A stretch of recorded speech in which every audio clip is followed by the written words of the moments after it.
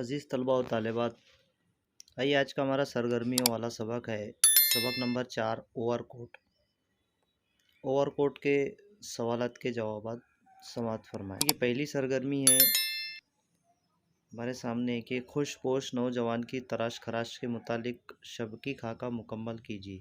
دیکھیے اس نوجوان نے اپنے آپ کو کس ڈھنگ سے رکھا تھا کہ لمبی لمبی کلمیں تھی، اس کے چمکدار بال تھے، باریک مونچھیں تھی، اوور کوٹ پہنے ہوا تھا، سر پر فلیٹ ہیڈ رکھے اور گلے میں سفید مفلر گلوبند تھا۔ نوجوان کا اوور کوٹ، ٹھیک ہے۔ اب اس کا کپڑا کیسا تھا؟ سلائی، کالر، گریز اور بٹن۔ نوجوان کا اوور کوٹ تو اس کا کپڑا جو ہے تو خوب بڑھیا تھا، سلائی ماہر درزی کی تھی، کالر جمع ہوا تھا، گریز نمایاں تھا، بٹن سنگ کے بنے ہوئے تھے۔ اگلی سرگرمی ہے علاقائی نسبت۔ تو یہاں پر قالین، گٹار، پیانو اور موسیقی۔ دیکھیے اس کے جواب، قالین جو ہے تو وہ ایران سے آئی ہوئی تھی، گٹار ہسپانوی تھی، پیانو جرمن کا، موسیقی انگریزی۔ سوال ہے ذیل میں نوجوان کے کہے ہوئے ان جملوں کو لکھیے جن سے اس کے کسی چیز کے خریدنے میں دلچسپی نظر نہیں آتی تھی۔ تو یہاں پر پہلا ہے آلات موسیقی کی دکان، دوسرا ہے قالین کی دکان۔ آلات موسیقی کی دکان، اس وقت میں نوجوان نے کیا کہا؟ نہیں شکریہ، ہاں اس مہینے کی گرامو فون ریکارڈوں کی فہرست دے دیجیے۔ دوسرا ہے قالین کی دکان، جب وہ قالین کی دکان پر گیا تو اس نے کیا کہا؟ شکریہ، لیکن اس وقت تو میں صرف ایک نظر دیکھنے آیا ہوں۔ اگلا ہے واحد جمع لکھیے۔ تو ورق کا جمع اور اسرار کا واحد۔ دیکھیے ورق جو ہم نے یہاں پر لیے ہوئی ہے تو اس کی جمع آ جائیں گی اوراق، اور اسرار کا واحد جو ہے تو سر۔ اب اس کے بعد میں شجری خاکہ مکمل کیجیے۔ یہاں پر سوال دیا ہوا ہے نوجوان کے جسم سے متعلق چیزوں کی کیفیتیں۔ تو اس کا پہلا ہم کو سوٹر لکھنا ہے، سوٹر کی کیفیت، بنیان کی کیفیت، بوٹ کی کیفیت اور جرابے کی کیفیت۔ سویٹر جو ہے تو وہ بوسیدہ تھا، اس کا بنیان میلا کچیلا، بوٹ پرانا چمکدار اور جرابے مختلف و پھٹے ہوئے۔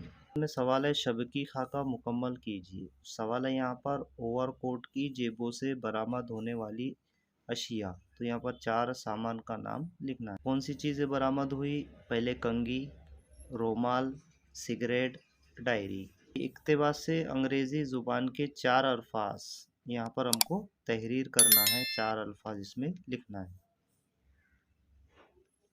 تو یہاں پر ہم نے پہلے لی ہے نکٹائی، دوسرا ہے کالر، تیسرا اوور کوٹ، چوتھا ہے بوٹ۔ یہ چاروں بھی انگریزی الفاظ ہے۔ دیکھیے اگلا سوال ہے سرگرمی والا کہ وقت کو بے مقصد اور فضول کاموں کے کرنے میں مصروف نہیں کرنے کے بارے میں اپنی رائے پیش کیجیے۔ یہاں پر کیا ہے سوال؟ نہیں کرنے کے بارے میں، تو اس پر ہم کو خیال کرنا ہے، نہیں کرنے کے بارے میں اپنی ذاتی رائے پیش کرنا ہے۔ یہ اکثر و بیشتر بچپن سے سنتے آئے ہیں کہ گیا وقت تو پھر ہاتھ نہیں آتا۔ تو علاوہ ازیں اساتذہ اکرام، علماء دین کی زبانی 50 مرتبہ وقت کی قدر قیمت اور اہمیت و افادیت کے بارے میں مفید باتیں سنتے آئے ہیں، لیکن ہمارے کانوں میں ایک جو بھی نہیں رینگتی۔ حرکات و افعال میں ہم ڈھاک کے 3 بات کا رویہ اختیار کیے ہوئے ہیں، جبکہ ہمیں اپنا محاسبہ آپ خود کرتے ہوئے سب سے پہلے اس حقیقت کو سمجھنا چاہیے کہ ہم انسان ہیں اور اشرف المخلوقات بھی۔ دیگر مخلوقات کے برخلاف ہمارے اندر سوچنے، سمجھنے، اثر قبول کرنے کی صلاحیت بہت زیادہ ہوتی ہے۔ اس لیے ہمیں کسی صحیح بات کے اختیار کرنے اور غلط کام سے باز آ جانے میں دیر نہیں کرنی چاہیے۔ وقت کی اہمیت کو جانتے ہوئے اسے برباد کرنے سے گریز کریں۔ گریز کرنے کی ہدایت یقیناً ہمارے بہتر حال و مستقبل کے لیے ہے، اس لیے ہمیں ان باتوں پر عمل کرنا چاہیے۔ اس سے ہم دنیا و آخرت ہر دو جہاں میں کامیاب و کامران ثابت ہوں گے۔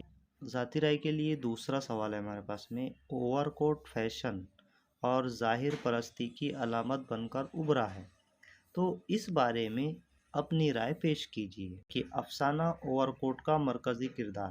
نوجوان ایک ایسا کردار ہے جو اپنی غربت اور محرومیوں کے باوجود خود کو سماج میں آسودہ حال اور بے فکر بنا کر ظاہر کرتا ہے۔ اوور کوٹ، فلیٹ ہیڈ، گلوبند، چھڑی وغیرہ سے لیس ہو کر مال روڈ پر اس طرح ٹہلتا چلتا ہے گویا سماج کا ایک امیر اور خوشحال فرد ہے۔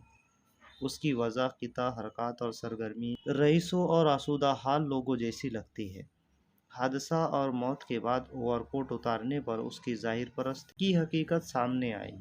یہ سچائی ابھر آئی کہ وہ نوجوان ایک مفلس اور کاہل انسان تھا اور امیروں کی نکالی اس کا شعار تھا۔ افسانہ نگار نے اس افسانے کے ذریعے ان لوگوں پر گہرا طنز کیا ہے جو ظاہری شان و شوکت کے دل دادہ ہوتے ہیں اور اپنی حیثیت کو بھول کر امیروں کی نکالی کرتے ہیں۔ ایسا کرنے سے سماج میں انہیں عارضی طور پر عزت تو مل جاتی ہے، مگر آخری ندامت اور ذلت ہی ان کے ہاتھ آتی ہے۔ اوور کوٹ فیشن اور ظاہر پرستی کی علامت بن کر ابھرتا ہے۔